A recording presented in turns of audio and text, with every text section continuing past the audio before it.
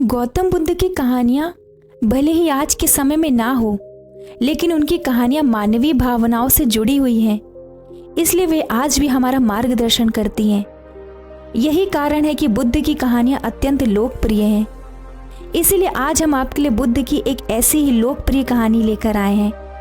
हमें उम्मीद है कि आपको गौतम बुद्ध की ये कहानी बहुत पसंद आएगी। एक बार बुद्ध किसी गांव से गुजर रहे थे। उस गांव के लोग बुद्ध को पसंद नहीं करते थे। उन्होंने बुद्ध को घेर लिया और गालियां देने लगे। सबसे ज्यादा गुस्सा गांव के नेता को हुआ। उसने उल्टे बुद्ध को गाली देना शुरू कर दिया, लेकिन बुद्ध इस सब से बेपरवाह होकर मंद मंद मुस्कुराते रहे। सरदार बहुत देर तक बुद्ध को गालियां देता रहा, लेकिन कुछ देर बाद उसका मुंह सूखने लगा, जिससे वो चुप हो गया। ये देखकर बुद्ध ने कहा, यदि तुम्हारी बात पूरी हो जाए तो मुझे आगे बढ़ना चाहिए। मुझे आगे भी गांव जाना है, वहां लोग मेरा इंतजार कर रहे होंगे। ये देखकर गांव का एक आदमी बोला, हम आपका अपमान कर रहे हैं, गालियां दे रहे हैं, लेकिन आप जवाब देने के बजाय मुस्कुरा रहे हो। आप इस पर प्रतिक्रिया क्यों नहीं देते? बुद्ध ने कहा, वत्स, तुम्हें आने में थोड़ी देर हो गई। 10 साल पहले आते तो मजा आता, क्योंकि 10 साल पहले मैं भी तुम्हारे जैसा था। यदि उस समय तुम मेरे बारे में बुरा बोलते या मुझे गाली देते तो मैं भी क्रोधित हो जाता। इससे ज्यादा तो मैं तुम्हें गाली देता। लेकिन अब मैं आगे बढ़ चुका हूं। मैं अपना सारा गुस्सा और नफरत पीछे छोड़ दिया हूं। अब मैं उस जगह पहुंच गया हूं जहां तक आपकी गालियां नहीं पहुंच पाती। तुमने मुझे गाली दी, ये तुम्हारी भावना है, लेकिन तुम्हारी भावनाएं मुझ तक नहीं पहुंच रही हैं। मुझ पर इसका आरोप तभी लगाया जाएगा जब मैं इसमें भाग लूंगा। एक बार मैं उन्हें स्वीकार कर भी लूं, लेकिन मैं अपनी इस हरकत से तटस्थ हूं, इससे कोसों दूर हूं। यही कारण है कि मैं अभी भी पहले की तरह शांत हूं। यह सुनकर सरदार बोला, अरे ऐसे कैसे? मैंने तुम्हें गालियां दी हैं और पूरे गांव के सामने तुम्हें गालियां दी, फिर इसे लेने या ना लेने का क्या मतलब? बुद्ध ने कहा, वत्स, मैं कल एक गांव में गया था। वहां लोगों ने मेरा उपदेश सुना, वे बहुत खुश हुए। ग्राम के मुख्य मेरे लिए मिठाइयां लेकर आए और मुझे खाने का आग्रह करने लगे।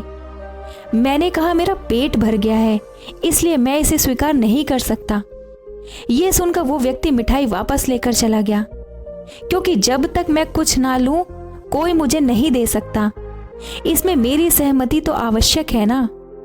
एक आदमी ने बुद्ध का समर्थन करते हुए कहा, हाँ, यही चीज तो है। बुद्ध ने फिर पूछा, जब मैंने मिठाइयां लेने से इनकार कर दिया तो उन्होंने इसका क्या किया होगा? हो सकता है उसने अपने परिवार के बीच मिठाइयां बांटी हो। एक व्यक्ति ने उत्तर दिया, तुमने ठीक कहा। ठीक उसी मिठाई की तरह तुम मेरे लिए गालियां लेकर आए हो और चाहते हो कि मैं उन्हें स्वीकार कर लूं, लेकिन भाई मैं उन्हें नहीं लेता। अब बताओ तुम उनका क्या करोगे? इसका उस शख्स के पास कोई जवाब नहीं था। बुद्ध ने फिर कहा, मुझे तुम पर दया आती है वत्स। अरे मुझे तो गुस्सा तभी आएगा जब मुझे ये गालियां मिलेंगी, और जब मैं गालियां नहीं खाता तो क्रोध का प्रश्न ही नहीं उठता। सरदार ने बुद्ध की बात पर कोई प्रतिक्रिया नहीं दी। शायद वो कुछ सोच रहा था। बुद्ध ने कहा, मैं अपनी आंखों से देखता हूं कि गाली एक कांटा है जो देने वाले और लेने वाले दोनों को क्रोध से पागल कर देती है। तो फिर तुम ही बताओ, मैं आंखों से भी कांटे पर कैसे चल सकता हूं? आंखें रहते हुए मैं गालियां कैसे खा सकता हूं? और होश में रहते हुए मैं क्रोध कैसे कर सकता हूं? अतः मुझे क्षमा कर दो वत्स, मैं तुम्हारा ये गाली का उपहार स्वीकार करने में असमर्थ हूं। इतना कहकर बुद्ध ने हाथ जोड़ लिए।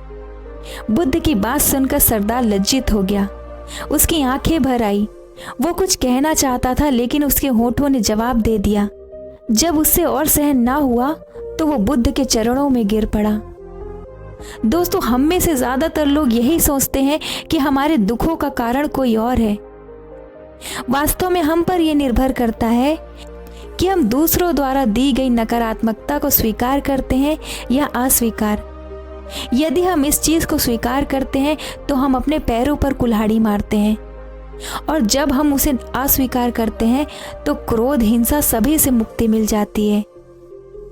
दोस्तों, आशा करते हैं कि आपको ये बुद्ध की कहानी बहुत पसंद आई होगी। आगे ऐसी ही कहानियों के साथ फिर मिलेंगे। तब तक खुश रहें और खुशियां बांटते रहें। धन्यवाद।